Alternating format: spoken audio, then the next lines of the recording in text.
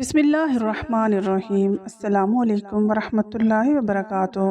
معزز ناظرین، شوہر اور بیوی دونوں کو اسلام میں ایک دوسرے کے حقوق سختی سے ادا کرنے کا حکم دیا گیا ہے، لیکن زیادہ تر گھروں میں کہیں شوہر بیوی کے حقوق پورے نہیں کر رہا اور کہیں بیوی شوہر کی اطاعت نہیں کر رہی۔ حضرت محمد صلی اللہ علیہ وآلہ وسلم نے فرمایا، جو عورت اس حال میں فوت ہو کہ اس کا شوہر اس سے راضی ہو، وہ جنت میں ضرور داخل ہوگی۔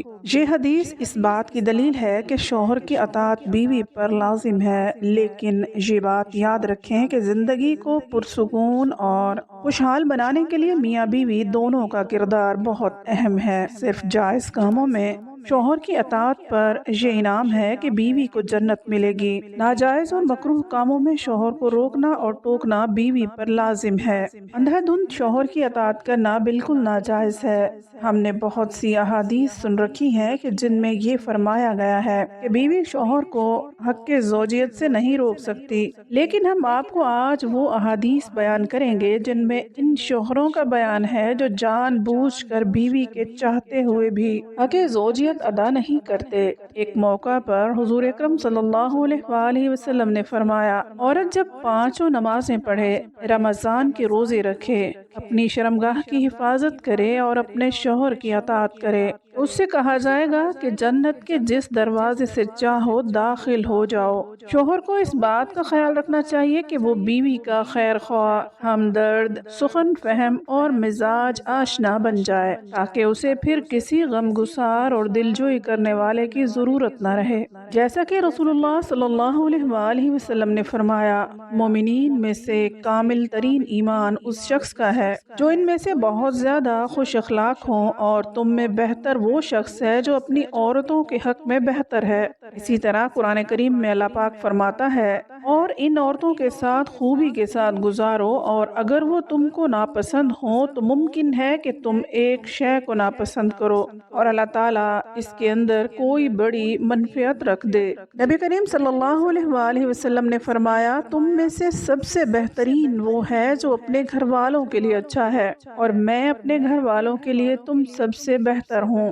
شوہر پر بیوی کے بے تحاشا حقوق ہیں جنہیں پورا کرنا ہر شوہر پر لازم ہے، اور اسی طرح اگر بیوی کا حق ادا کرنے کا دل نہ کرے تو یہ شوہر کے لیے جائز نہیں کہ وہ ہم بستری کو ہی ترک کر دے، بلکہ یہ گناہ ہے۔ حضرت ابو ہریرہ رضی اللہ تعالیٰ عنہ سے مروی ہے کہ رسول کریم صلی اللہ علیہ وآلہ وسلم نے فرمایا، عورت میں جنسی خواہشات مرد کی جنسی خواہشات کی نسبت زیادہ ہوتی ہیں، مگر اللہ تعالیٰ نے عورت کو مرد کی نسبت زیادہ شرم و حیا والی پیدا کیا ہے۔ عورت کو اپنی شرمگاہ کی حفاظت کرنا اس کی فطرت میں شامل ہے۔ اسی طرح اگر شوہر تمام حقوق پورے کرتا ہے اور پھر بھی اس کو بستر پر بلاتا ہے تو بیوی کو ہرگز انکار نہیں کرنا چاہیے، جیسا کہ نبی کریم صلی اللہ علیہ وآلہ وسلم نے فرمایا، جب شوہر بیوی کو اپنی حاجت کے لیے بلائے تو فوراً اس کے پاس جائے، اگرچہ تندور پر ہی کیوں نہ کھڑی ہو۔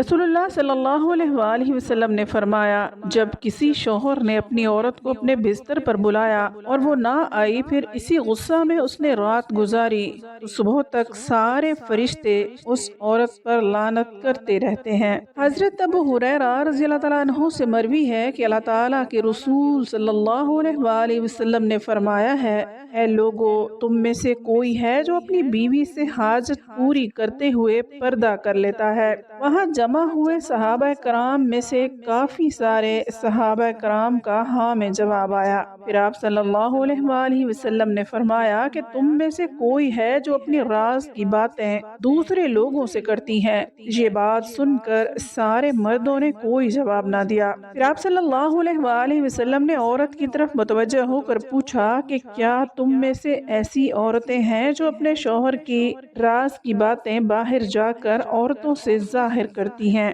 عورتوں میں تھوڑی دیر تک خاموشی چھا گئی، پھر ایک عورت اٹھی اور آپ صلی اللہ علیہ وآلہ وسلم سے کہنے لگی، اللہ کے رسول صلی اللہ علیہ وآلہ وسلم، اپنی راز کی باتیں مرد بھی مردوں سے کرتے ہیں اور عورتیں بھی عورت سے کرتی ہیں۔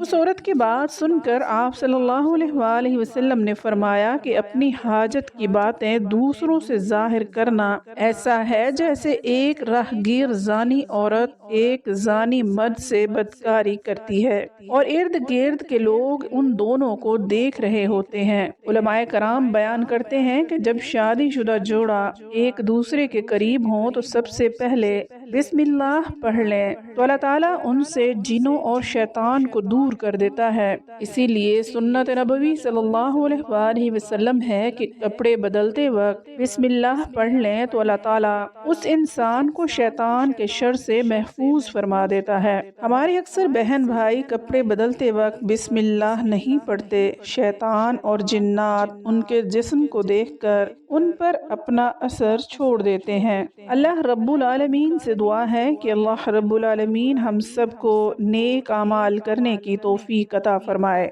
آمین۔